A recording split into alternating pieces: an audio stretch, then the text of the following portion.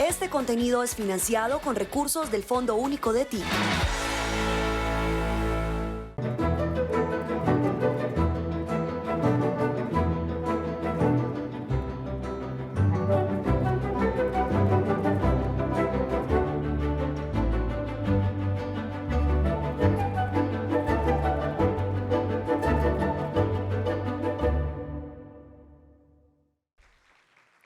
Les agradecemos a nuestros panelistas por el día de hoy acompañarnos y brindarnos sus conocimientos en cuestión a la juventud, en cuestión a la tecnología y cómo podemos aprovechar estas herramientas para poder desenvolvernos de una manera humana y sensible ante todos los demás. En este espacio quiero aprovechar y más que todo enfatizar en la suma importancia que tienen los jóvenes hoy en día para generar un cambio. Específicamente empezando por vincularse cada vez más con las diferentes comunidades que las hacen parte, con las diferentes poblaciones que están cotidianamente y las llevamos presente en todo lo que desarrollamos continuamente. Es de vital importancia poder a través de estas herramientas como la inteligencia superficial, poder visibilizar lo que quieren decir estas comunidades y transmitir de ellas. En cuestión a aprovechar esta inteligencia superficial, no sería lo mismo sin nuestro sentido crítico y nuestro sentido de pertenencia al desenvolvernos y trabajar dentro de ellas. En este momento vamos a dar la bienvenida a la nueva conferencia, donde vamos a encontrar como temas los derechos de autor. Esta conferencia habla sobre las conversaciones legales. Tiene como moderadora a Julieta Pescador, como panelistas a Mariana Martín y Magdalena Sánchez. Les damos la bienvenida. Continuamos. Bueno, muchas gracias. Continuamos aquí en una jornada creo que maravillosa porque abarcamos diferentes temas. Este tema es muy importante para quienes hacen televisión, pero yo quisiera arrancarlo desde la parte humana. Derecho de autor es la obra que hace una persona que es de ella y que puede pasar y que pasa cuando no sabemos cómo la pierde. Tenemos aquí a Magdalena, la hija del reconocido Pepe Sánchez, un orgullo estar aquí contigo, Magda, y quisiera que desde lo humano, antes de arrancar como con todo lo que vamos a contarle a nuestro público, nos dijeras para ti qué significa eso. Bueno, gracias a todos. Bueno, yo no soy experta, yo no soy abogada, para eso tenemos a Mariana, pero digamos que yo les puedo contar desde mi experiencia lo que tuvimos que pasar para llegar a aprobar la ley Pepe Sánchez. La ley Pepe Sánchez es la ley 1835 del 2017, que buscó que a los directores y escritores colombianos se les reconociera sus obras en el momento en que fueran transmitidas públicamente.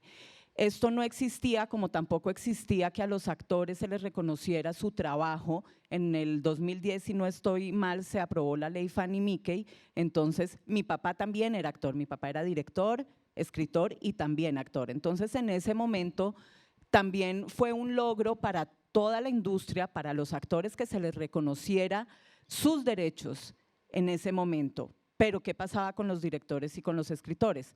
Mi papá trabajó aproximadamente 60 años.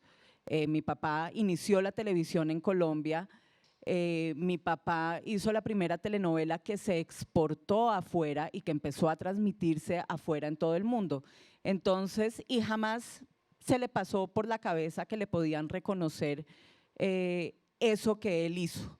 Entonces, en un momento, cuando ya se empiezan como a despertar los intereses, a decir, pero se empezaron a despertar, ¿por qué? Porque en otros países sí existe una ley como la ley Pepe Sánchez. Entonces ellos por derecho tenían, por ley, tenían que guardar el dinero para dárselo a Colombia en el momento en que existiera una ley, poderle dar ese reconocimiento a los directores y escritores.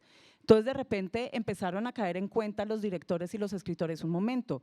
En España, en Argentina, en Chile, en muchas partes del mundo hay un montón de plata, de dinero guardada, que en algún momento la van a tener que dar a Colombia, pero como no hay una ley, no tienen a quién dársela. Entonces se reunieron una serie de directores y de escritores, entre ellos mi papá, para hacer una asociación, para reunirse y empezar a ver cómo era posible lograr crear una ley, como en su momento fue la ley Fanny Mecke para los actores, y para los directores y para los escritores poderse reconocer esto. Entonces, fue un proceso de casi 3 años en los que, ok, se debe hacer, se puede hacer y seguramente se va a hacer, tenían toda la fe. En ese momento era un proyecto de ley, es decir, no había nombre, no había número, no había nada.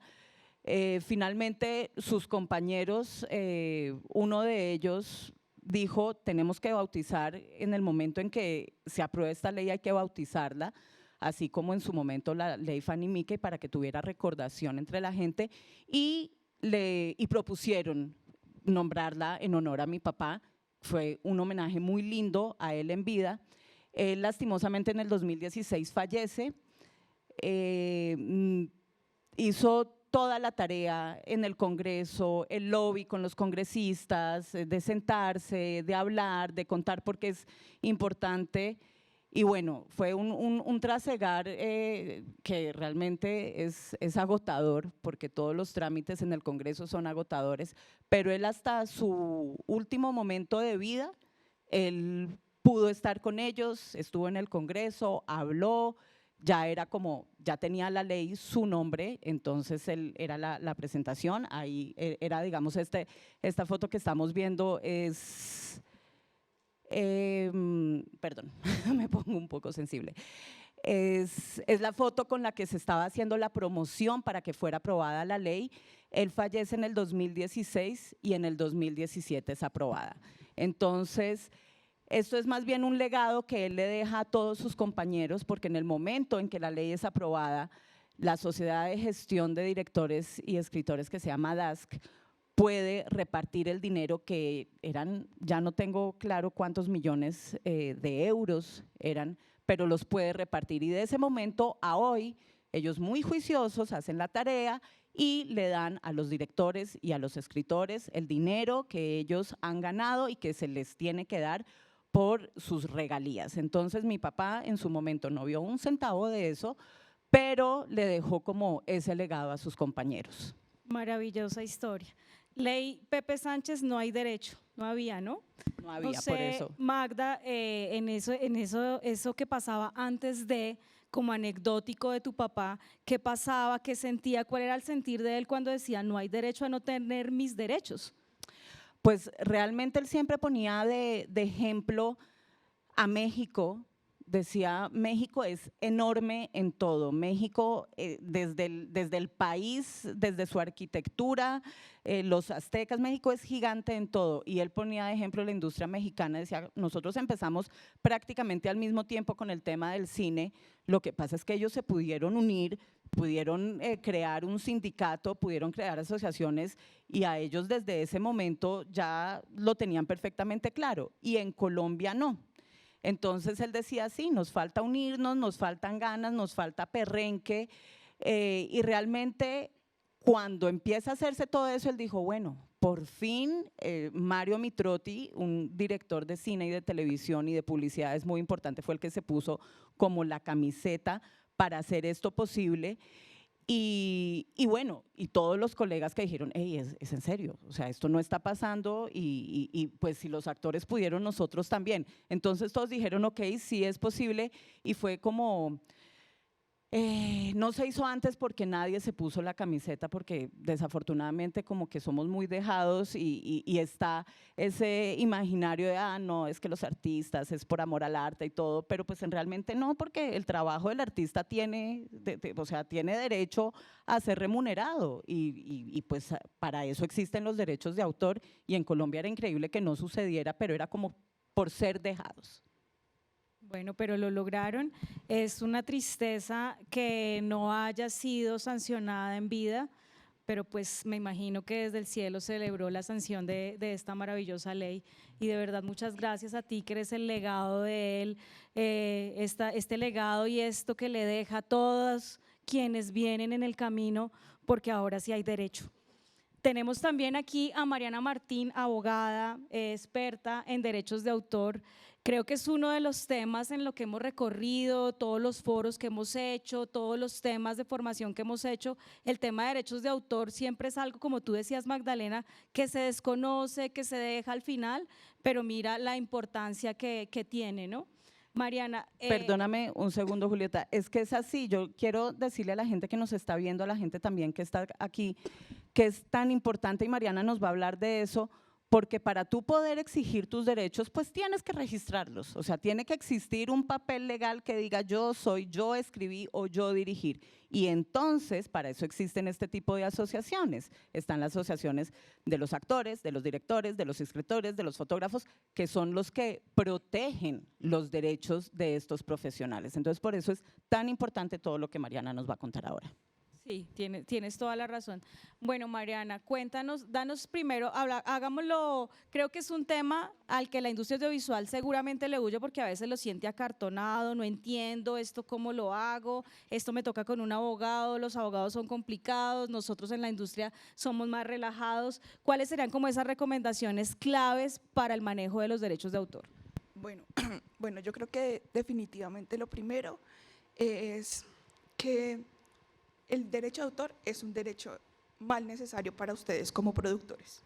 Eso es lo primero, ustedes necesitan esa asesoría jurídica que los acompañe a que ustedes puedan ejercer sus derechos morales y patrimoniales sobre sus obras audiovisuales en este caso. Eso es lo primero. Lo segundo es firmen contratos.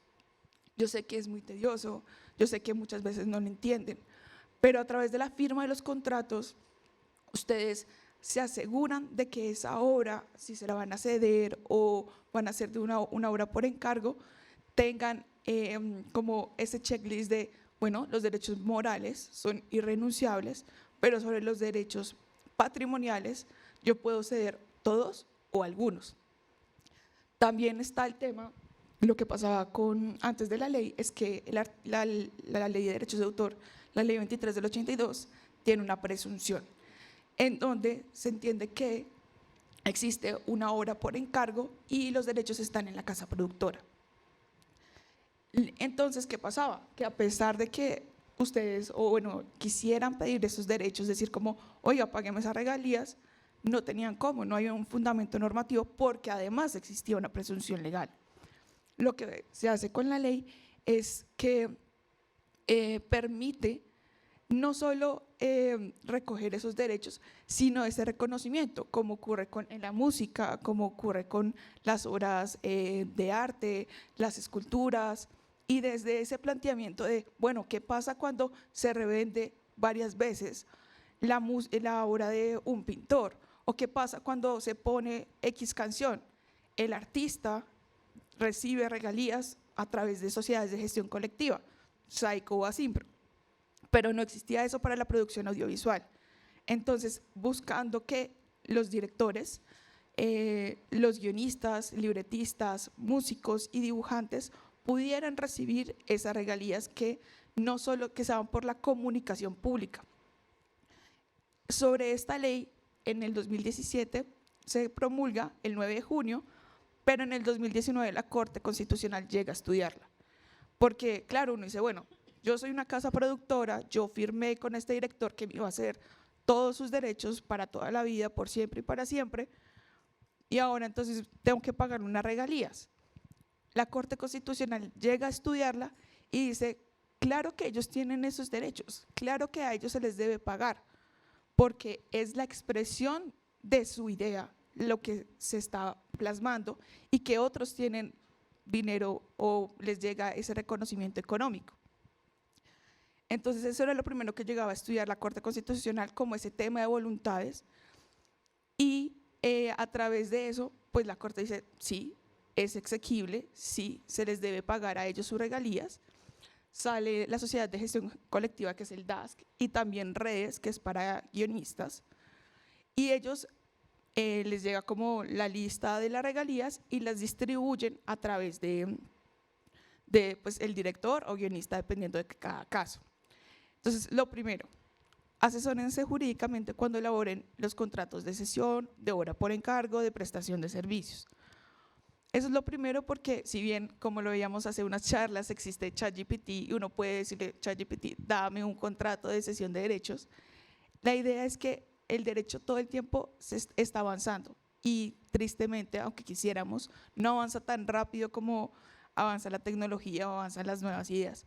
Pero la idea de que ustedes tengan ese acompañamiento jurídico les permite desde un principio estar seguros de lo que están haciendo. Lo segundo, el detalle en las cláusulas. Yo reviso contratos de cesión en el Ministerio de las Convocatorias Audiovisuales y uno a veces ve cláusulas que son muy ambiguas, muy leoninas, poco claras. Pídanle a su abogado que siempre sea detallista. En el detalle está la solución a cualquier conflicto. Yo antes trabajaba en familia, mi profesora de familia me decía, uno solo sabe con quién se casa hasta que se divorcia, y eso también pasa acá. Uno, tristemente, existen conflictos, somos seres humanos, y en esos conflictos no sabemos qué pueda pasar. Entonces, entre más detallistas sean en eso, es mejor para ustedes. Y lo tercero, no se aíslen, no digan como, ay, yo no sé derecho, me aíslo, no leo, no miro. Involúcrense. De pronto no es tan fácil como comunicadores sociales, pero cuando uno llega a los conflictos, nos dicen los guionistas, no, es que yo no leía porque es que no tengo ni el tiempo, no, yo no estaba enterado que esto era así. Y uno dice como, tienes que leerlo porque con esos derechos, con esas regalías, con ese dinero que te pagan en contraprestación, es que tú puedes sacar nuevas películas, es que tú puedes mantener a tu familia, es decir, este es tu trabajo, es también como involucrarte en esto. Yo creo que es como los 3 puntos principales. Vale, Mariana. Ahora bien, listo, digamos que ya tuvimos en cuenta las recomendaciones, tuvimos en cuenta un abogado, nos asesoramos, hicimos muy bien las cláusulas. ¿Cómo podemos ya a la práctica reclamar esas regalías? Hago una pregunta desde el desconocimiento. Entonces, si yo soy directora, ¿tengo que ir, inscribirme en DASC o cómo hago para acceder a esas regalías? ¿Cuál es el proceso a la práctica? Bueno, en Colombia existen 2 formas de reclamar esa contribución económica. La primera es una sociedad de gestión colectiva, que es el DASC o el Redes, dependiendo si eres guionista o director. Y la segunda es la gestión individual. Nadie está obligado a estar afiliado a ninguna sociedad de gestión colectiva. Nadie está obligado a estar en SAICO, en ASIMPRO, digamos que la ley dice tú no estás obligado a estar en comunidad. Entonces, si lo vas a hacer por el DASC, la idea es que te contactes con ellos. Yo tengo entendido que ellos reciben tu contacto y ellos como que tienen una forma de categorizar. Si, digamos, si tú eres director, entonces tú le dices, fui director en X película y fue emitida en Rumania, no sé. Entonces, a ellos les llega el dinero desde Rumania y te lo pasan. Esa es la parte, digamos que con un apoyo, que ellos firman acuerdos con las diferentes sociedades de gestión colectiva de otros países. Y la otra forma es la individual, que la ley lo permite perfectamente, y es que tú mismo te vayas a el usuario, que en este caso usuario se entiende por hoteles, cinemas, hoteles, cinemas, todos los que tienen como esas grandes plataformas de comunicación, OTT, y que emiten, digamos, tu película o tu corto, y tú les dices como, págueme mi regalía, lo cual es un poco difícil hacerlo individualmente, pero se puede hacer. O sea, hay gente que lo hace y digamos que está muy pendiente todo el tiempo de en dónde se emitió mi película, en dónde se publicó mi cortometraje, y ellos lo hacen individualmente. Esas son las 2 formas de hacerlo. Ahora bien, Magda, hablando, todo esto lo que nos cuenta muy jurídicamente Mariana, pero hablando de la práctica, quisiera hacerte una pregunta. ¿Existe la posibilidad que después de la expedición de la ley hayan quedado obras de tu padre que no estén enmarcadas en la misma y de las cuales no se estén recibiendo esas regalías? No, es decir, la ley es retroactiva, entonces en el momento en que emitan en cualquier parte cualquier obra de mi papá, tienen que pagar las regalías. Sin embargo, hay cableoperadores y algunos canales que aún no se acogen a la ley. Entonces, por ejemplo, DASC, la Sociedad de Gestión de Directores, y Redes, la Sociedad de Gestión de los Escritores, una de sus labores es justamente negociar, que pues negociar realmente es una palabra que no debería ser porque no es negociable, es una ley y la tienes que cumplir, pero aún hay cableoperadores, aún hay canales que no se acogen a la ley. Entonces, si en un canal que no se ha acogido a la ley transmiten alguna película o alguna obra de mi papá, alguna serie o alguna novela, pues no van a recibir ese dinero simplemente porque ellos no se acogen. Sin embargo, los que sí se acogen y en otros países, cada que hay una obra de mi papá que se emite, se recibe el dinero. Ok, bueno, vamos avanzando bien y creo que se ha sido un proceso muy importante el que se ha logrado hasta el momento, así hayan cableoperadores necios que no se hayan acogido a la ley. Mariana, ¿cuáles son la mayor cantidad de dificultades que ves cuando ves contratos de cesión o por obra? Yo lo que veo es que, lo que decía anteriormente, como que cuando uno lee el contrato, existen contratos muy elaborados en donde negocian venta de taquilla, donde negocian porcentajes adicionales al de la norma. Entonces uno dice como, wow, qué lindo este contrato, en donde se ve que las partes están involucradas en la negociación.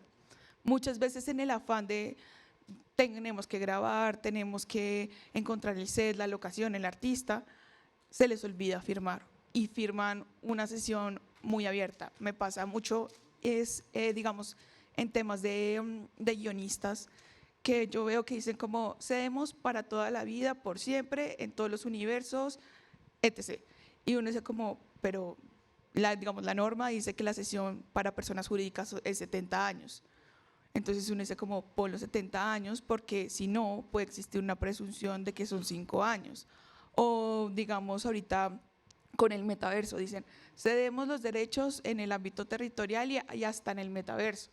Pero entonces, ¿cuál es el ámbito territorial? O sea, como que esa especificidad en la redacción de los contratos, como exigirle nosotros también como abogados, no simplemente coger un formato que está en internet, sino ponerle como ese pie a que queden bien hechos para que ustedes, pues, digamos que tengan esos derechos y puedan hacerlo de la forma correcta. Bueno, tenemos todas las herramientas, aunque es engorroso, creo que vamos por un buen camino en Colombia, se han desarrollado actividades importantes, creo desde mi percepción personal que hay que apoyar estas asociaciones, que hay que seguir trabajando de la mano de ellas, tenemos que reconocer cuáles son las asociaciones que nos aplican y ya para cerrar, ¿cuál sería esa conclusión que darías tú, Magdalena, desde el lado de los directores y tú, Mariana, desde el ámbito jurídico para quienes nos están observando? Bueno, definitivamente, o sea, por experiencia, porque lo vi, porque crecí con eso, con un padre director, actor, escritor, una madre actriz, los artistas son muy desordenados. Son muy desordenados. Creo que recién ahora están entendiendo la importancia, creo que las nuevas generaciones están entendiéndola, pero creo que eran muy desordenados porque como no había una ley que los acogiera y los cobijara, pues daba igual, te creería yo, pero ahora, un momento, hay una ley tanto para los actores, entonces, por ponerles un ejemplo, antes para grabar una novela o para grabar una serie, no había límite de tiempo en grabación. Es decir, mi papá entraba a grabar, tenía llamado a las 7 de la mañana y podía terminar tranquilamente a las 3, 4 de la mañana. Y al día siguiente, bueno, no era a las 7, pero era a las 9. No, hoy de repente dijeron, no, esto es esclavizante, entonces los sindicatos, las sociedades de gestión empezaron a pedir, tanto para los técnicos como para los actores, no, hay que tener un límite de horarios de trabajo, porque pues es que tenemos vida, tenemos salud, tenemos que tener salud, tenemos familias. Entonces, cuando empezaron a darse cuenta que si se organizan, pueden lograr cosas, entonces ya creo que el chip les cambió. Pero de todas formas, el amor al arte es que por el amor al arte entonces son como muy dejados. Y no hay que ser dejados, o sea, hay que hacer las cosas, como dice Mariana, bien. Entonces, si tienes un abogado, pues es que mi abogado lo hace todo. Sí, claro, porque para eso es el abogado, pero igual me tengo que sentar, que me explique la letra chiquita, que me explique qué es lo que estoy firmando. O sea, hay que ser más conscientes de que hoy en día hay estas asociaciones, hay estas herramientas, hay leyes que protegen al artista. Entonces, no ser tan dejados, porque por experiencia lo sé.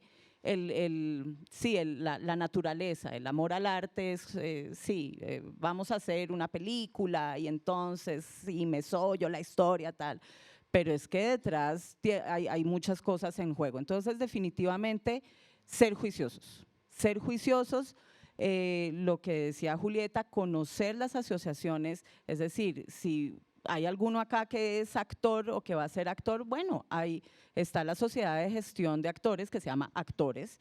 Entonces, busquen en internet las sociedades de gestión de los actores, de los directores, de los escritores, de los fotógrafos. En cada gremio hay. Entonces, esas personas los ayudan. Si ustedes tienen algún problema, si ustedes incluso van a hacer una película, van a hacer una serie y necesitan un fotógrafo, pues entren a la página de la Asociación de Fotógrafos, que seguramente ahí les van a recomendar un buen fotógrafo en Nariño, si es que no lo conocen. Entonces, ser como muy juiciosos y constantes, porque definitivamente hoy en día es más difícil que le metan pues el dedo en la boca a uno. Creo que es eso. Mariana. Bueno, yo desde la parte jurídica, lo primero es, y después de la charla de ChatGPT, uno queda como, lo primero es, las leyes se tienen que acomodar cada vez más rápido a las necesidades de ustedes, a que estén acorde a lo que ustedes requieren para producir su arte, para poder expresar sus ideas. Y lo segundo es, siempre busquen trabajar de una forma armónica con su equipo, pero sin pensar que al futuro pueden pasar cosas. Uno de abogado yo siempre le digo a mis compañeros como, yo siempre pienso en el pleito, tristemente, pero uno está con ese chip de qué puede pasar si las cosas no salen como uno piensa. Y esa parte a veces no es tan linda, pero es una realidad.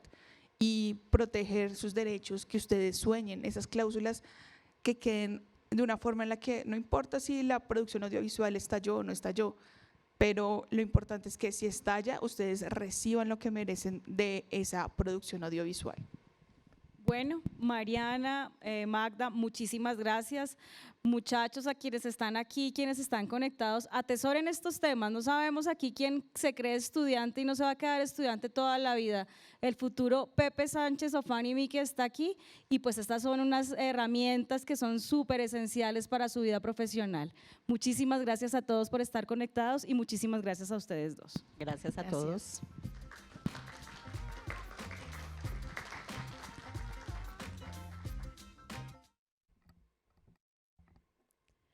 Hemos llegado al final de este primer encuentro con nuestros panelistas.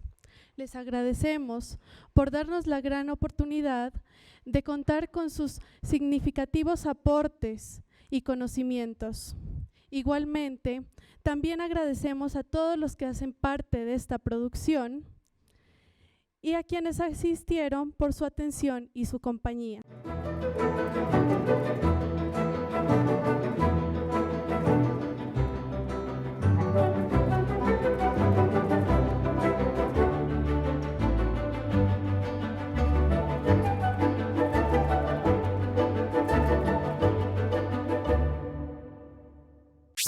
Este contenido es financiado con recursos del Fondo Único de TIC.